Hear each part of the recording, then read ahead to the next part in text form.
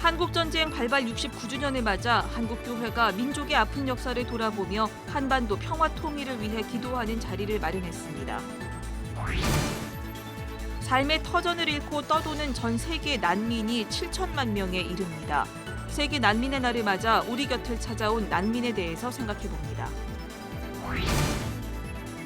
목회자들의 설교 준비에 도움을 줄 통계 데이터를 살펴보겠습니다. 오늘은 우리 사회의 신뢰도와 갈등 지수를 짚어봅니다. 여러분 안녕하십니까? CBS 뉴스입니다. 한반도를 둘러싼 국제 정세는 더욱 복잡해지고 한치 앞을 예측하기 어려워졌습니다. 특히 남북이 총뿌리를 겨눈 한국 전쟁이 발발한 지 70년을 향해 가는 이때 한국교회가 민족의 아픈 역사를 돌아보며 한반도 평화 통일을 위해 기도하는 자리를 마련했습니다. 오유셉 기자입니다. 한국전쟁 69주년을 앞두고 민족의 화해와 평화 통일을 염원하는 한국교회의 기도가 이어졌습니다. 해마다 북한 선교 주간을 지켜온 한국 구세군은 북한 선교주일 20주년을 맞아 임진각 기도회를 개최했습니다. 민족이 평화 통일을 이루어 북한 지역 77개의 구세군 교회가 복원될 수 있길 기도했습니다. 메시지를 전한 김필수 사령관은 하나님께선 북한 땅을 결코 포기하지 않으신다며 남북 통일을 위한 교회의 기도와 노력을 당부했습니다. 우리가 한 민족으로 태어나서 언제일지는 모르지만 반드시 북녘 땅이 회복될 것을 믿습니다. 우리도 절대로 포기하지 않는 이 하나님의 사랑의 마음을 가지고 오늘 우리가 함께 기도하기를 원합니다. 또 한국 전쟁 당시 순교하거나 납북된 구세군을 추모하는 시간도 가졌습니다. 특히 납북된 18명의 구세군 후생원 악대원들을 추모하며 다시는 민족 상잔의 비극이 일어나지 않게 해달라고 기도했습니다. 기도회 후엔 임진각을 찾은 시민들과 주먹밥을 나누며 한반도 평화 통일을 향한 마음을 모았습니다. 북녘 동포들과 북한의 보고마를 위해서 더 열심히 기도하지 못했음을 회개하고 더 많이 앞으로도 기도해야 되겠다는 마음을 가지게 되었습니다. 대한예수교 장로회 통합총회도 6.25 평화통일 기원 예배를 드리고 남북 통일을 위해 기도했습니다. 평양노회와 용천노회 등 이북노회협의회가 주관한 이번 예배에서는 통일은 궁극적으로 하나님의 일이라는 고백과 함께 민족 공동체의 치유와 화해, 평화 통일을 위한 기도가 이어졌습니다. 북한 교회 재건의 주역도 하나님이시고 민족 통일의 역사도 하나님이 하십니다. 하나님의 역사하신 믿음을 바라보면서 내가 한다 하신 하나님을 신뢰하고 그 하나님께 맡기고 하나님 의지해서 우리 함께 더 힘차게 나아가십시다. 기도회 참석자들은 민족의 통일을 이뤄나가는 일에 교회가 앞장서 나갈 것을 다짐했습니다. 통일은 하나님 손에 달려있기 때문에 정말 우리의 기도가 더 절실한 때라고 생각이 됩니다. 이 엄중한 시기에 정말 우리 한국교회가 다시 나라를 생각하고 또 통일을 위해서 더 기도에 힘썼으면 좋겠습니다. 예배 후엔 평화음악회와 풍선 날리기 등의 퍼포먼스를 통해 한반도의 평화 통일을 기원하는 마음을 함께 나눴습니다. 급변하는 한반도 상황 속에서 한국교회는 한반도의 진정한 화해와 평화를 염원하며 간절한 기도를 이어가고 있습니다. CBS 뉴스 오요셉입니다. 어제는 세계 난민의 날이었습니다. 지난해 예멘 난민들이 제주도에 들어온 이후 난민 문제는 우리 사회에서도 중요한 관심 사안이 되고 있는데요. 전 세계적으로 급증하는 난민에 대한 인식의 전환이 필요해 보입니다. 최경배 기자입니다. 지난해 예멘 난민 500여 명이 제주도에 들어와 난민 신청을 한 것을 계기로 난민에 대한 국민들의 관심이 높아졌습니다. 콩고 민주공화국의 불안정한 상황, 남수단의 내전, 미얀마에서 벌어진 로힝야족 탄압 등 세계 도처에서 벌어지는 전쟁과 민족 갈등으로 인해 집을 잃고 떠도는 난민들이 증가하고 있는 지구촌 상황이 우리 사회에도 영향을 미친 것입니다.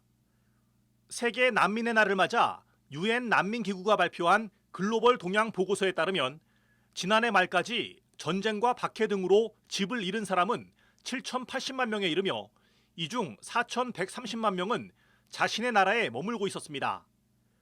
2017년 말 6,850만 명이던 전 세계 난민 수는 불과 1년 사이 230만 명이나 증가했는데 이는 1분의 25명이 전쟁과 폭력으로 삶의 터전을 잃어버린 셈입니다. 유엔 난민기구는 또 전 세계 난민의 대다수인 85%가 개발도상국에 머물며 극심한 빈곤에 시달리고 있다면서 난민 대부분이 자신의 조국과 근접한 지역에 체류한다고 설명했습니다. 그리고 이처럼 삶의 터전을 잃어버린 난민들 가운데 불과 4.9%에 해당하는 350만 명 정도가 자신의 조국을 떠나 제3국의 보호를 받기 위해 난민 지위를 인정해달라는 신청을 하고 그 결과를 기다리고 있다고 밝혔습니다. 1994년부터 지난해까지 우리나라에 들어와 난민 지위를 신청한 사람이 4만 9천 명인 점을 감안하면 전 세계 난민 중 극히 일부가 우리나라에 도움을 요청하고 있는 것입니다. 지난해 우리 사회에서 난민 문제를 놓고 뜨거운 논쟁이 벌어졌지만 최근 기독교계에선 난민을 상대로 거침없이 혐오 표현을 했던 교회의 모습을 반성하자는 목소리가 나오고 있습니다. 한국 사회와 교회가 정확하지 않은 정보를 바탕으로 난민을 차별과 혐오의 대상으로 여겼다는 지적입니다. 낯설다라는 감정 자체가 너무너무 싫다라고 이게 혐오로 발현되는 거에서는 좀 약간 뭔가 트리거되는 종교적인, 사회적인, 문화적인 다양한 기제들이 존재합니다. 그래서 그게 왜 그럴까에 대한 생각을 저희가 한번 해야 되는 거고요. 세계 난민의 날을 맞아 과거 한국 전쟁 당시 전 세계로 흩어져 난민 신세가 됐던 우리 국민을 받아줬던 세계 여러 나라를 생각하면서 오늘 우리 사회가 난민을 어떤 존재로 여겨야 할지 되돌아봐야겠습니다. CBS 뉴스 최경배입니다. 대한예수교장로회 통합총회가 강릉교회에서 강원 산불 구호 보고회와 성금 전달식을 가졌습니다. 통합총회는 산불 피해 가정과 민흥 침례교회와 소상공인 등에 성금을 전달했습니다. 예장 통합총회 림형석 총회장은 피해를 당한 분들이 신앙 안에서 고난 중에 새 희망을 얻고 고난을 이겨내길 소망한다고 말했습니다. 사회적 기업의 육성과 사회적 경제 활성화를 위해 종교계가 사회적 경제 문화축제를 개최했습니다. 조계사에서 열린 사회적 경제 문화축제 기념식에는 개신교를 대표해 예장통합 림형석 총회장을 비롯해 천주교와 불교 지도자들이 참석해 더불어 살아가는 사회적 경제를 만들어가는데 함께 협력할 것을 다짐했습니다. 조계사 마당에는 종교계 사회적 기업 20여 곳이 부스를 설치하고 제품을 선보였습니다. 개신교 교단인 한국구세군과 사제 서품을 앞둔 가톨릭 부제들이 대화와 만남의 시간을 가졌습니다. 이번 만남은 기독교 교파 간 차이점과 접점을 알아보고 이웃 종교에 대한 이해를 높이기 위해 마련됐으며 한국구세군을 방문한 100여 명의 부제들은 구세군의 역사와 활동들을 돌아봤습니다.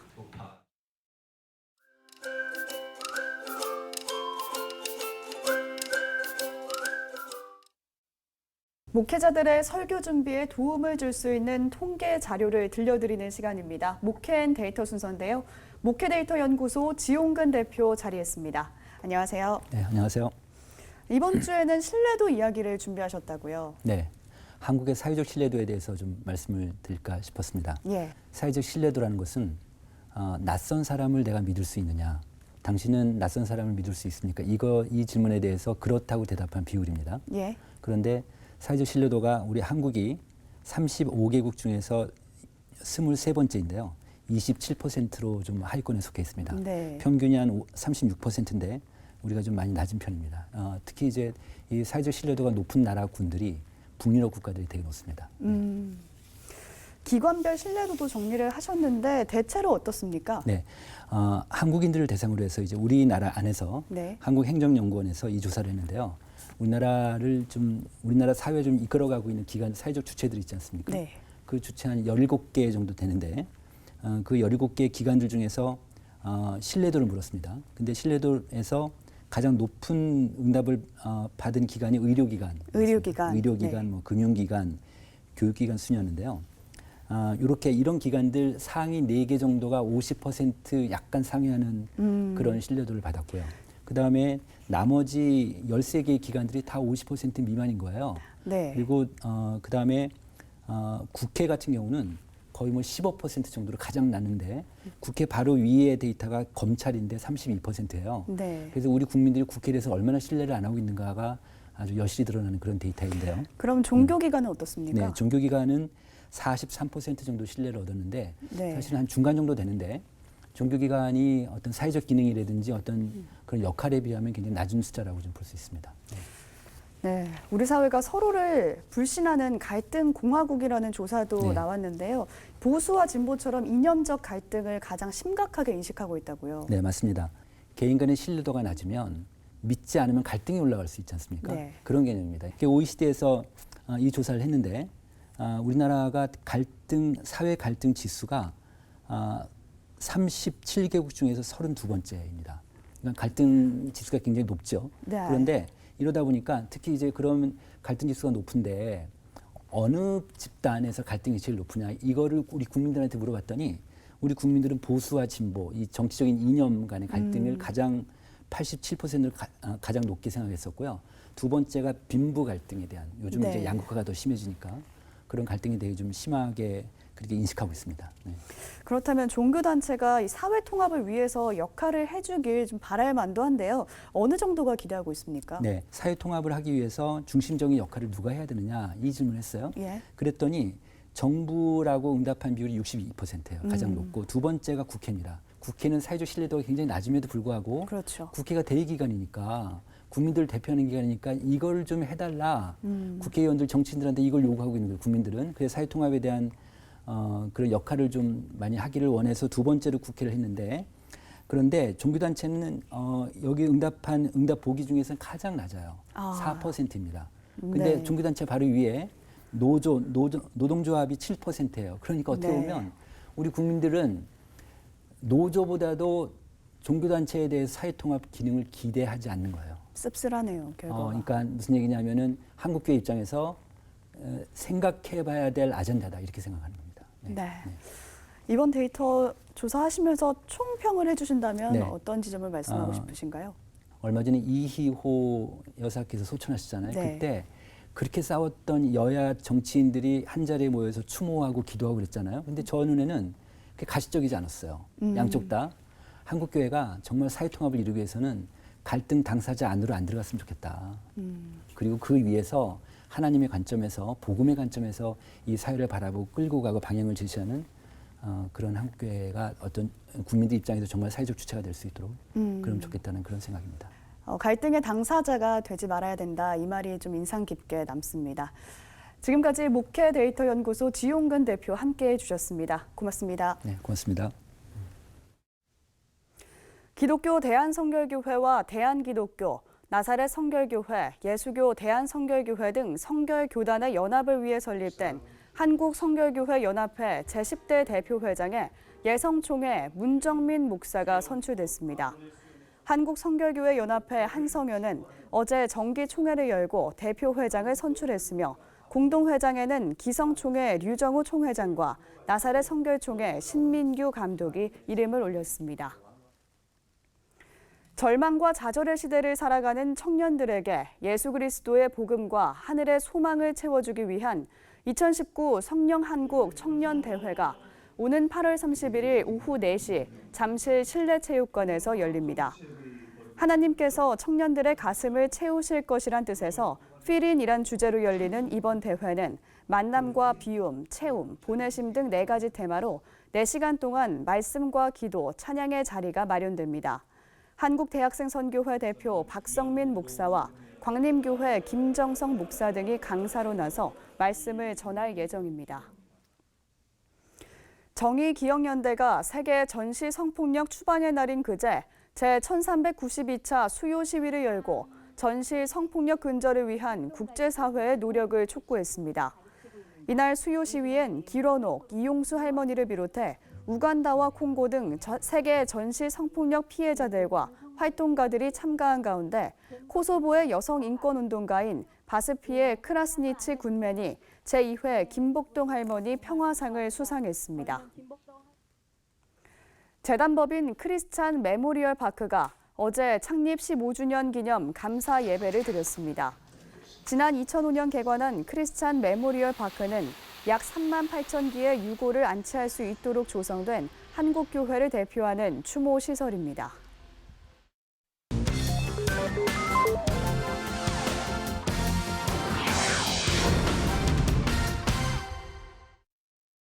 이어서 간추린 지역교계 소식입니다. 대전 한빛교회가 CBS와 함께 기도학교 전국 세미나를 열었습니다. 200명의 천안 지역 성도와 목회자들이 참석한 가운데 백용현 담임 목사가 강사로 나서 기도로 교회를 변화시켜라라는 주제로 올바른 기도 방법에 대해 설명했습니다. 기도의 부흥들이 이제 한국의 더 많은 교회들에게 좀 알려지고 또 함께 나누어지길 바라고. 이번 세미나는 서울, 순천, 부산 등에서 총 10번에 걸쳐 2주간 진행됩니다. 안동시 장로총연합회가 2019 간증 집회를 열었습니다. 또 이웃들이 다 주님 앞에 돌아오기를 바라는 뜻에서 이 일을 계속 전개하고 있습니다. 감사드립니다. 부산 동성애 대책 시민연합과 건강한 부산 만들기 시민연대, 부산기독교총연합회가 젠더 자문관 신설 중단을 촉구하는 집회를 열었습니다. 150여 명이 모인 이번 집회는 부산기독교총연합회 서창수 목사 등이 참석해 젠더 자문관 도입 반대와 양성평등 기본조례 개정안 폐기를 요구했습니다.